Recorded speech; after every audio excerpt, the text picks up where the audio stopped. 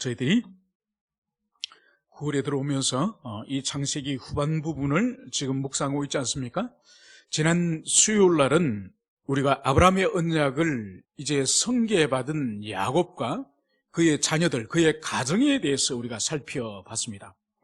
저희들이 야곱과 야곱의 자녀들 그리고 그의 가정을 살펴보면서 참으로 큰 충격 같은 것을 받은 것이죠.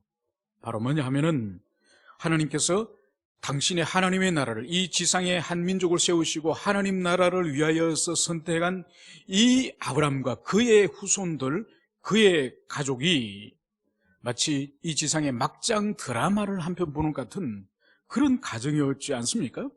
아버지 요셉이 자신도 편애를 받고 자랐으면서도 자기 아들 가운데에 이 요셉을 지극하게 편애를 한 거죠. 그 편애를 통해서 그 결과가 어떤 결과가 일어났습니까?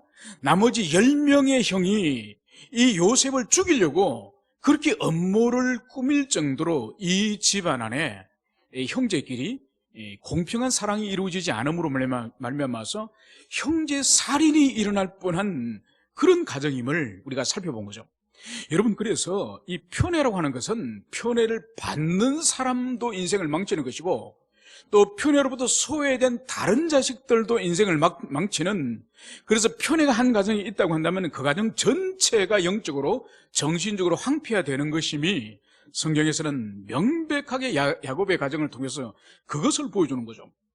결국은 요셉은 죽지는 않고 형들이 결국은 이집트에 인신매매하여서 팔아버린 거죠. 그래서 그 가정에 얼마나 이 지상에 세상의 한 가정처럼 막장 드라마 같은 그런 가정을 주님이 선택하셨고 그런 가정을 주님께서 앞으로 사용하실 것임을 우리가 수요일날 살펴봤다고 한다면 어제 38장에는 요셉의 이야기가 지금 계속 50장까지 이어지다가 그 중간에 마치 흐름이 끊기는 같은 유다의 이야기가 나옵니다. 여러분, 이 유다의 이야기 또한 아버지 야곱의 집과 비교할 때 만만하지 않습니다. 알다시피 이 유다는 아버지 집을 이제 나와서 이제 가나안 여인과 이제 결혼해서 3명의 아들을 낳지 않습니까? 첫째 아들이 여호와 보시기에 악하여서 죽임을 당하고, 두 번째 아들이 이제 위에 형수님 이 다말과 이제는 그 히브리인들의 이 수혼 이 전통, 형님이 자식을 낳지 못하고 죽으면은 형수님과 이제 혼인을 통하여서 자녀를 낳아주는 이 수혼 제도를 지켜야 되는데 이 오난이 수혼 제도를 지키지 않는 거죠. 그래서 그 또한 죽임을 당하고, 이 마지막에 세 번째 셀라를 이제 키워가지고 다말에게 이제 보내서 이 계대를 이제 연결해야 되는데 이 아버지 이 유다가 그것을 하지 않습니다. 그러다 보니까 이 다말이 기다리다 지쳐서 이제는 자신이 창녀의 모습으로 변장을 해가지고 시아버지를 유혹해가지고 시아버지와 관계를 가지는 거죠. 그래서 쌍둥이를 낳지 않습니까? 그죠? 물론 그 쌍둥이 가운데에서 그리스도의 조상이 이제 나오는 거죠. 그래서 원래 유다가 낳았던 3명의 이 가나안 여인에게서 난 이 3명의 아들은 그리스도의 조상의 계보를 잊지 못합니다. 그래서 전혀 우리가 이해할 수 없는, 도저히 용납할 수 없는 시아버지와 며느리 사이의 관계를 통해서 자식이 태어난 이런 폐륜적인 이런 가정의 후손을 통하여서 다윗이 태어나고 그리고 그리스도 예수가 이제 태어나는 것이죠. 여러분, 야곱의 가정과 이 유다의 가정을 보여주는 의미가 뭘까요? 우리로 하여금 믿음의 후사로서 우리가 유다의 가정을 비난하고 다윗의 가정을 비난하라고 이 성경 속에 기록됐을까요? 아니에요. 바로 자격 없는 하나님의 선민으로서, 여호와의 거룩한 선민으로서 자격 없는 이들을 하나님이 선택하셔서 언약의 백성 삼으신 것처럼 그리스도 예수의 십자가 은택을 누릴 자격이 전혀 없는 우리 자신의 모습을 투영해 보라고 이 야곱의 가정과 이 유다의 가정이 여기서 등장하는 거죠.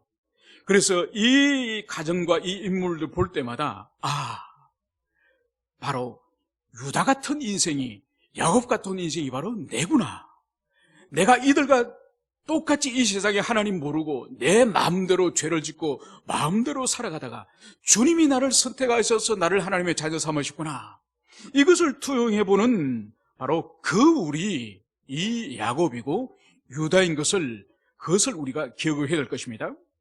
우리가 지난 시간에 수요일날 마지막 이 37절 마지막에 이 동생이 이제 팔려서 어디로 가는 거니까 이 37장 마지막 36절에 그를 애굽에서 바로의 신하 친위대장 보디발에게 팔았더라. 여러분, 여기서 우리가 볼 수 있는 것이 하나님의 이 신묘막적한 하나님의 손길인 거죠.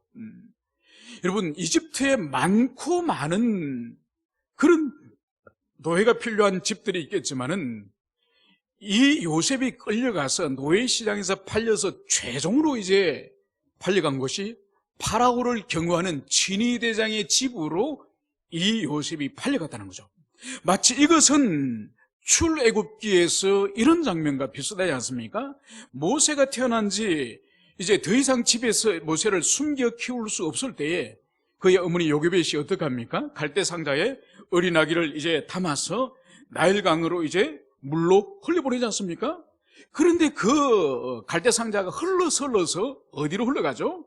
정확하게 파라오의 궁전에 그것도 자식이 없는 파라오의 공주 품으로 이 모세가 흘러들어가지 않습니까?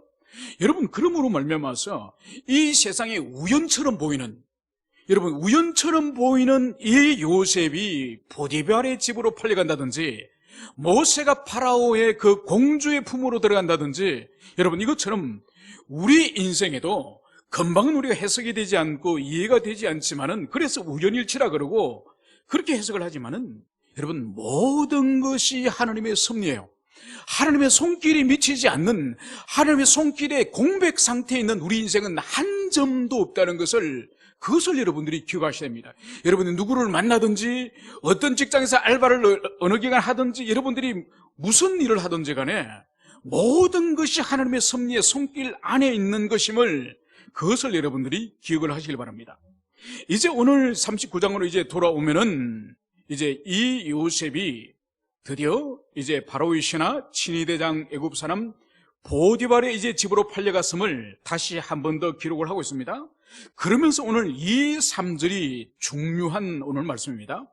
이 3절은 이렇게 말씀을 하고 있습니다. 여호와께서 요셉과 함께 하심으로 그가 형통한 자가 되어 그의 주인 애굽 사람의 집에 있으니 그의 주인이 여호와께서 그와 함께 하심을 보며 또 여호와께서 그의 범사에 형통하게 하심을 보았더라. 여러분, 여기서 이 요셉과 하나님께서 이 요셉과 함께 하셨다, 이 말씀을 먼저 우리가 주목을 할 필요가 있습니다. 여러분, 성경 가운데 하나님이 우리 인생들이 주시는 복 가운데에 최고의 복이 뭘까요? 여러분, 최고의 복이 하나님이 함께 하시는 동행의 복이에요. 이 동행의 복이 바로 우리 신약 교회 시대 때는 임마누엘 오신 그리스도 예수, 그분이 이제는 우리 속에 들어오셔서 성령으로 우리 속에 거하셔서 영원히 우리를 떠나지 않습니까? 그죠? 그래서 구약에서 가장 큰 언약의 백성들의 복이 바로 하나님이 함께 하시는 동행의 복이에요. 우리는 이미 성취되어서 그것을 누리고 있는 것이고, 그래서 오늘 여기서 볼 수 있는 것이 이 요셉에게 오늘 하나님이 주신 복이 뭐냐? 바로 요셉과 하나님이 함께 하심, 이 함께 하심의 복이 있었음을, 이것을 주목해야 되는 거예요. 여러분, 그 결과가 뭘까요? 하나님께서 요셉과 함께 하심으로 인한 결과, 그것이 바로 그가 형통한 자가 되어, 함께 하심이 원인이고 그것이 원동력이고, 그 원동력으로 인한 결과가 바로 이 요셉이 형통한 사람이 되는 거예요. 여러분, 이것은 아주 중요한 영적인 원리예요. 이것을 모르고 그냥 자기가 하는 사업이나 자기가 하는 일이 형통하기만을 하나님께 기도하는 그런 어리석은 사람이 있습니다.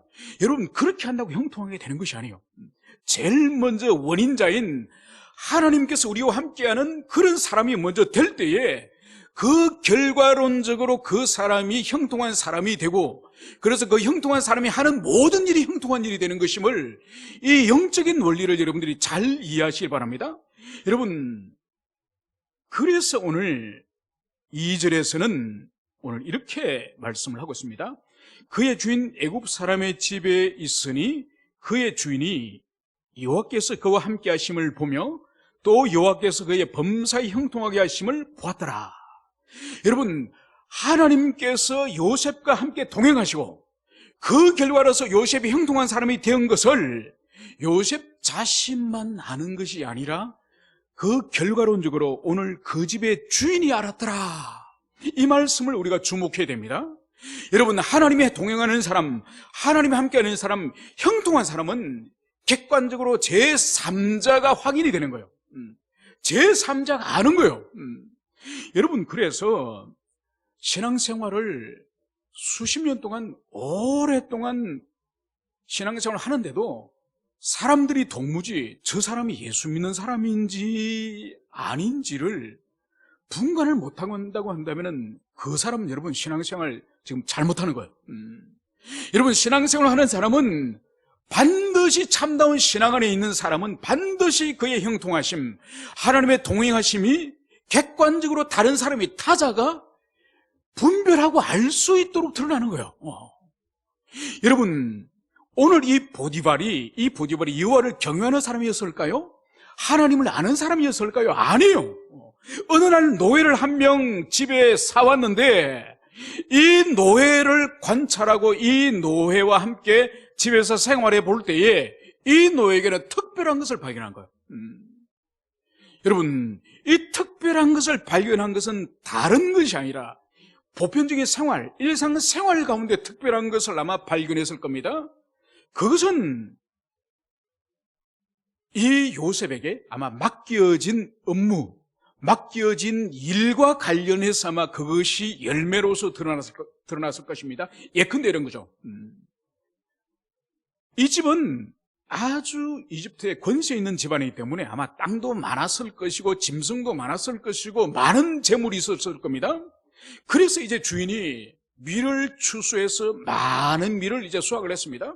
그것을 시장에 내다 팔아야 되겠죠. 그런데 팔려고 하는데 이 요셉이 주인에게 간청을 하지 않았겠습니까? 주인님, 지금은 시기적으로 좋지 않습니다. 조금 있다가 언제 그 시기에 밀을 내다 팔도록 합시다.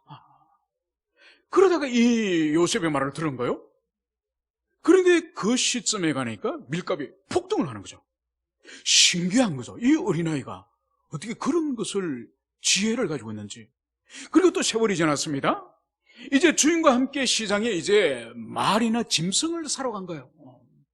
그런데 주인은 자신이 좋아하는 말을 구입을 하려고 하는 거예요. 그런데 요셉이 말을 자세히 관찰하더니 이 말 보다가 이 말을 사고 갑시다. 이 말을 사면 훨씬 더 이익을 줄 것 같습니다. 그래서 이 요셉의 말을 또 들었습니다. 요셉의 말을 들으니 그 짐승을 사온 지 며칠 지나지 않아서 새끼를 낳는 거예요. 여러분, 그러면 얼마나 주인 입장으로는 이익을 돌려줍니까? 그죠? 그러다 또 세월이 지나서 어떤 이 가축이, 집에서 키우는 가축이 병이 들어서 죽어가는 거예요. 그래서 온 집안 사람들이 이 가축에게 전염병이 걸려가지고 이 떼거지로 이 짐승이 죽어가려고 하니까 얼마나 두렵습니까? 그때 요셉이 아주 차근차근하게 저기 나일강 강둑에 가면 어떤 풀이 있을 것입니다. 그 풀을 뜯어와서 먹이십시오. 그랬더니 죽어가던 전염병 걸렸던 이 짐승들이 다 살아나는 거예요. 이것을 일관되는 이런 일들을 요셉을 관찰할 때에 보디발에게는 이 청년에게는 뭔가 있다. 이 청년에게는 뭔가 이 청년에게 지혜를 주는 그런 어떤 능력자가 있다. 이것을 가지고 이제는 보디발이 주의 깊게 관찰하지 않겠습니까? 그러면서 드디어 여호와께서 이 요셉의 이 신, 요셉이 믿는 신, 그의 신이 이 요셉과 함께하고 있다. 그래서 이 요셉은 형통한 사람이다. 이것을 보디발이 결론을 내린 거예요. 여러분, 그 결론을 내린 증거가 바로 뭔가요? 그것이 바로 4절에 나와 있죠. 그러니까 은혜를 입어서 자신이 먹는 이 음식 외에 모든 것을 이 히브리 노예, 이 청년, 이 요셉에게 집안 전체를 맡긴 거죠. 여러분, 아무나 근거도 없는, 근본도 알 수 없는 노예, 그것도 이민족 노예, 히브리 노예에게 여러분, 이집트의 최고의 권력자 중에 한 사람 시위대장이 자신의 모든 재산을 히브리 노예에게 맡기는 것이 쉽겠습니까?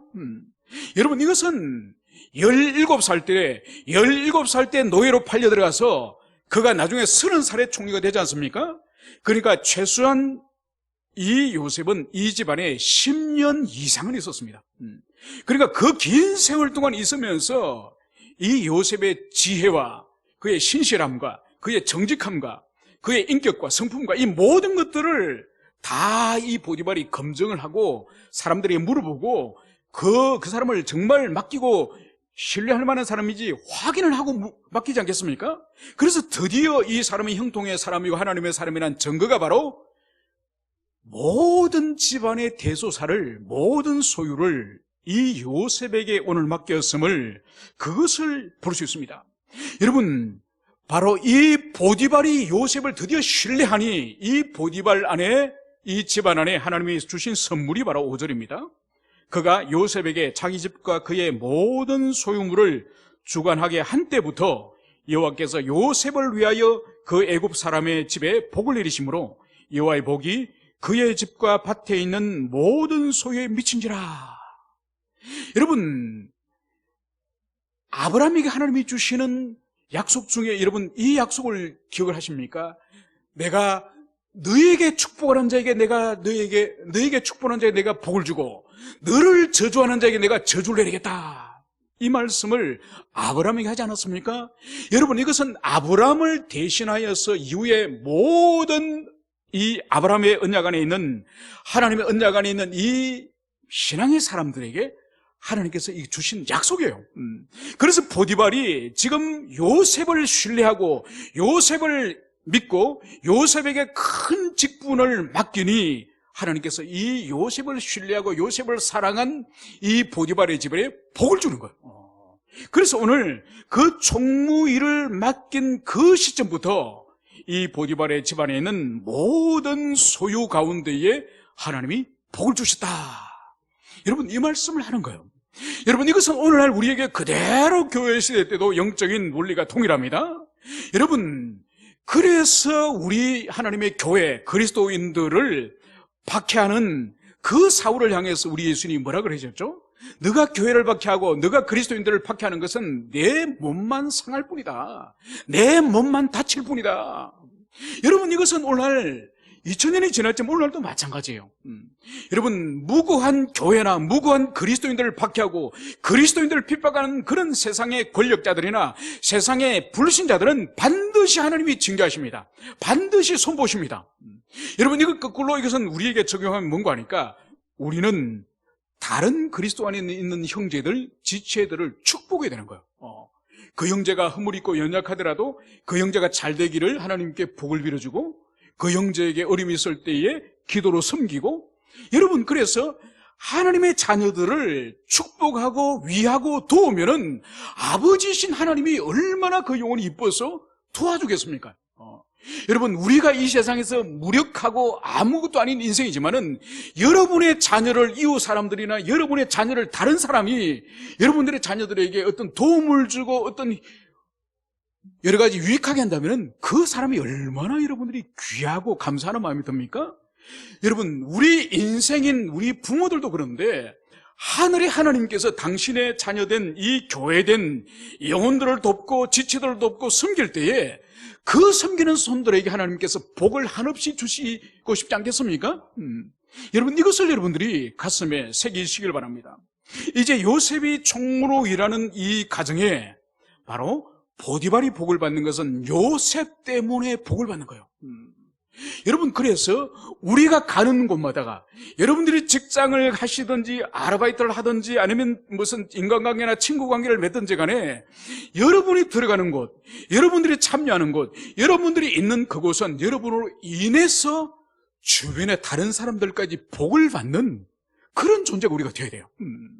여러분, 우리가 가는 곳마다 어떤 화를 일으키거나 분쟁을 일으키거나 트러블을 메이커가 되면 안 됩니다. 오늘 요셉을 보십시오.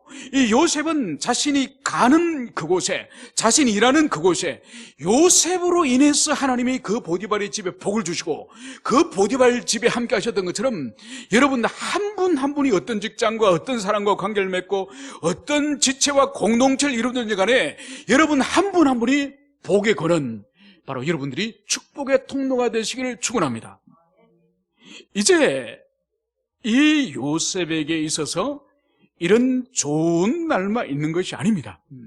오늘 이 요셉을 6장 마지막 부분에서는, 6절 마지막 부분에서는 요셉은 용모가 빼어나고 아름다웠더라. 여러분, 요셉의 용모가 아주 빼어나고 아름답더라고 기록을 하고 있습니다. 여러분, 요셉은 도대체 왜 외모가 아름다울까요? 어머니 때문이죠. 어머니 라헬을 닮았죠. 그래서 아버지에게 4명의 아내가 있었지만은 이 야곱은 이 라헬만 살아가지 않았습니까? 그죠?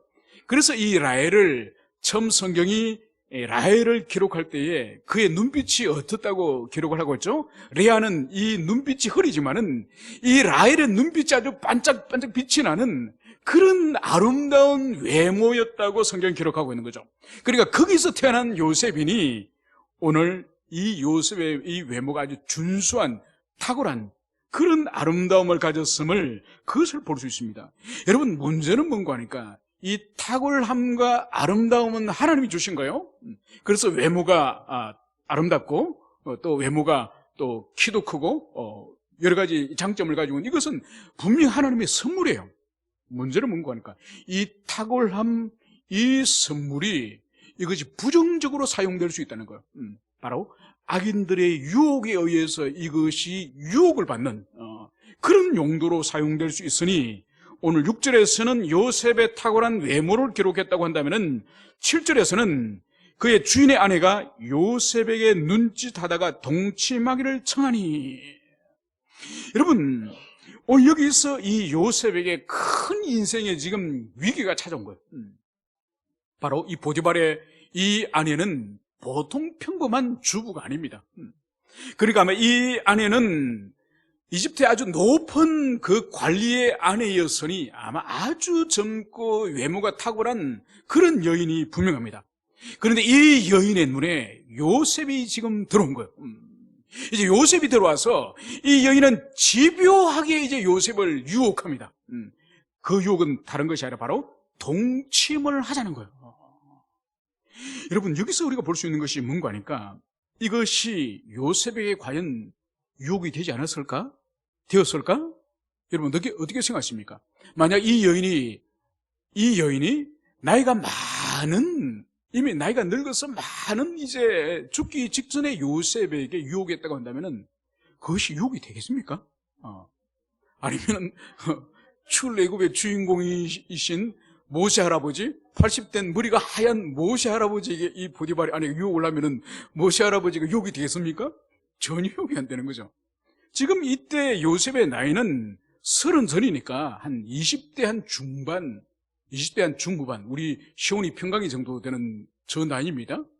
그러니까 그런 몸에 생기가 아주 충만한, 아주 역동하고 있는 그런 시기에 이 요셉을 유혹한 거예요.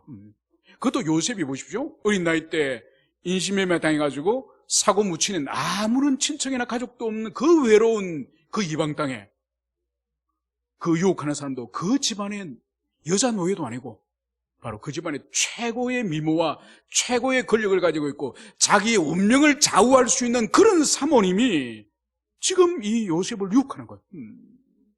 여러분, 이 유혹은 잘못하면은 요셉이 죽을 수 있는, 제거될 수 있는 그런 신분의 차이 속에 있다는 것을, 그것을 우리는 기억해야 됩니다.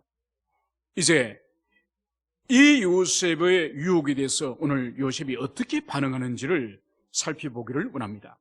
오늘 8절에서는 먼저 요셉이 제일 먼저 오늘 하는 행동은 요셉이 거절하며 분명히 이것은 아니다, NO!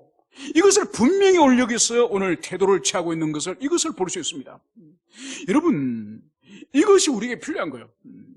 그러니까 여기서 요셉이 이 여인과 계속 대화를 나눈다든지 이러시면은 안 된다든지 뭐 이런 게 아니에요, 그죠? 제일 먼저 바로 거절이에요. 여러분, 죄에 대해서 우리 그리스도인들이 가져야 될 태도가 바로 단도직입적으로 노래요.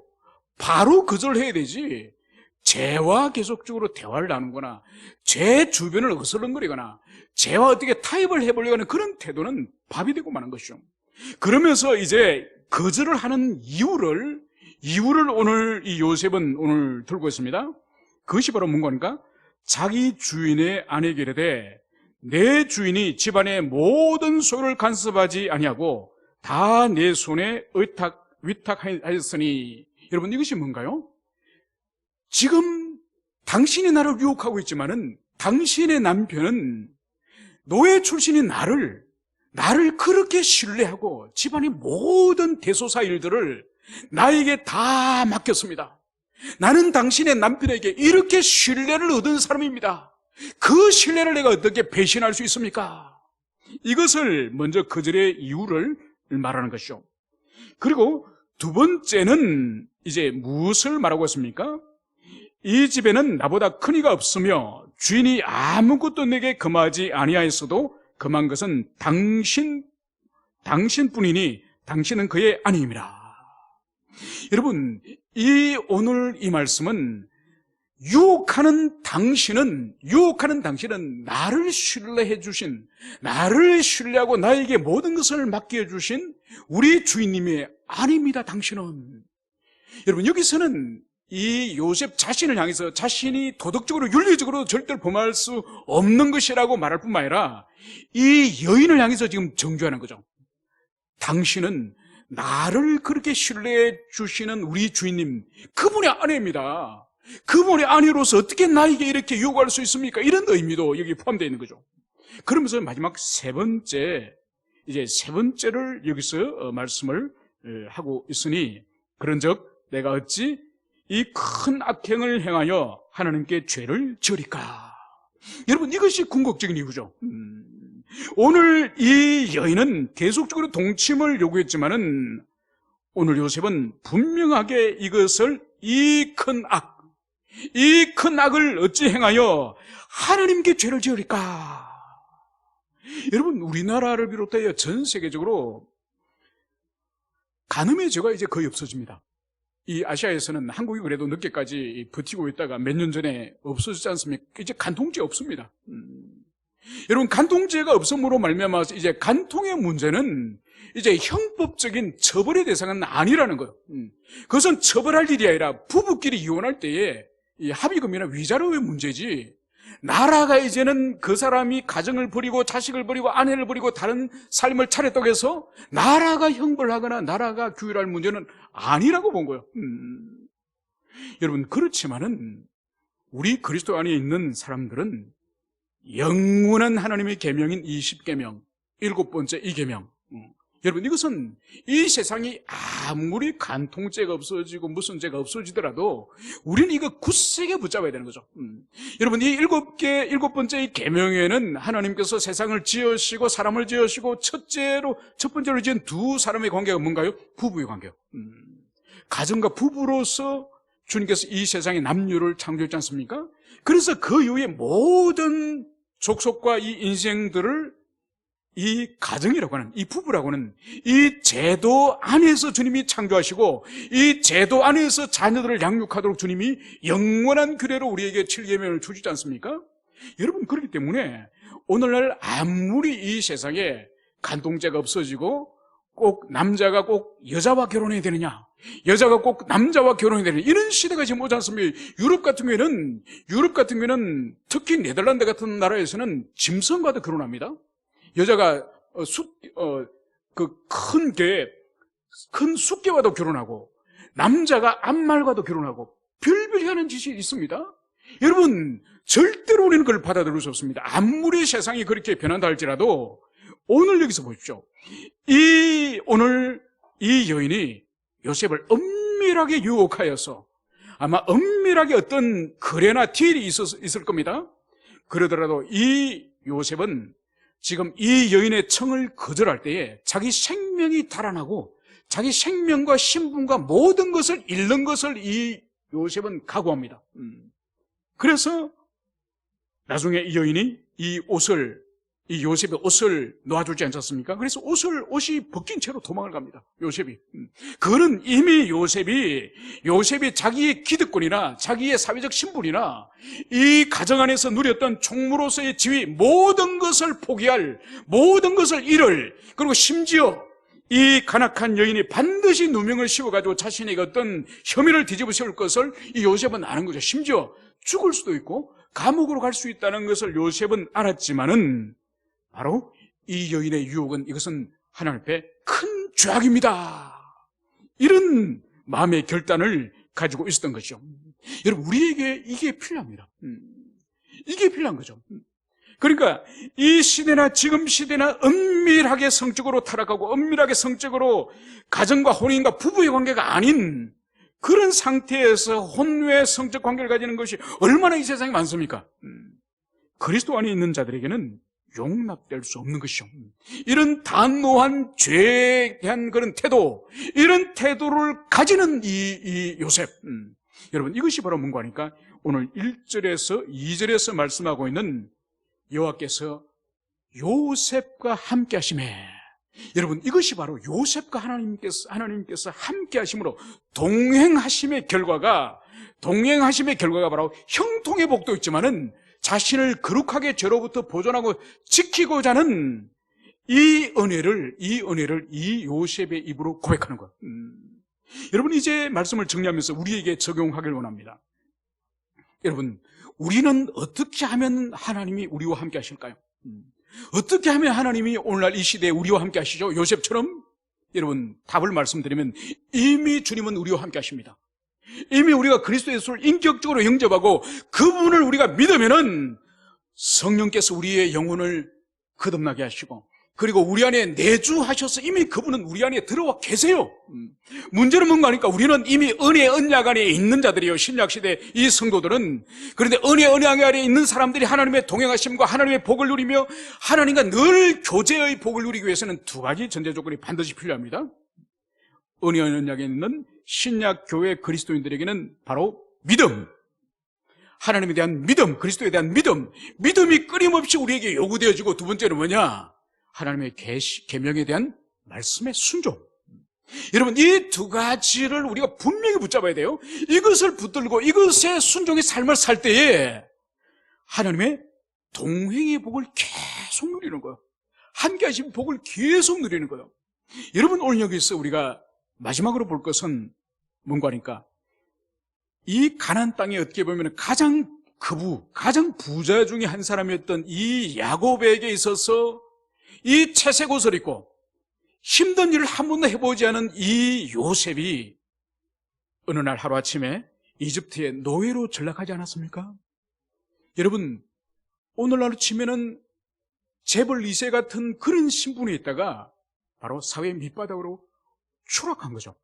여러분, 보통 사람 같으면 그 현실을 받아들일 수 있겠습니까? 자살하거나 우울증 걸리거나 조울증 걸리거나 정신분열자가 되거나 자신이 지금 직면한 그 현실을 도무지 받아들일 수 없어서 아마 그 사람은 정상적인 삶을 살지 못하고 아마 중간에 생애를 마감할지도 모릅니다. 그런데 여러분, 우리가 봤다시피 이 요셉은 노예로 끌려오자마자 아주 열심히 일합니다. 주인에게 눈에 띌 정도로 대충 하는 것이 아니라 아주 성실함과 충성스러움으로 일을 하는 거죠. 그 비결이 뭘까요? 바로 하나님이 그 요셉과 이미 함께함으로 그 영혼의 위로와 힘과 소망과 그 심령 가운데 복을 주셨기 때문에 요셉이 일관되게 이러한 삶을 살 수 있는 거예요. 여러분, 우리도 마찬가지예요. 이미 성령님이 우리 속에 와 계시고 이미 성령님께서 우리 안에서 진리 말씀을 깨닫게 해주시고 죄를 책망해 주시고 우리의 갈 길을 주님이 인도해 주세요. 문제는 뭔가 하니까 이것을 지속적으로 성령과 동행하고 지속적으로 하나님의 은택을 누리기 위해서는 믿음과 하나님의 말씀에 대한 순종의 삶, 이것이 지속적으로 있을 때에 이 요셉이 어떤 상황에 가더라도 나중에는 감옥으로 떨어지더라도 이 요셉의 태도는 변함이 없습니다. 여러분, 우리는 요셉이 누리는 것보다 훨씬 큰 성령의 내주하심의 복을 우리가 누리고 있습니다. 그렇기 때문에 우리 모두가 주님에 대한 믿음을 잃지 않고 그리고 하나님의 계시의 말씀에 대하여 단순한 순종의 삶을 산다고 한다면 항상 주님의 동행하심을 여러분들이 경험할 수 있을 것입니다. 우리 모든 지체들이 그러한 복이 있기를 간절히 축원합니다. 함께 기도합시다.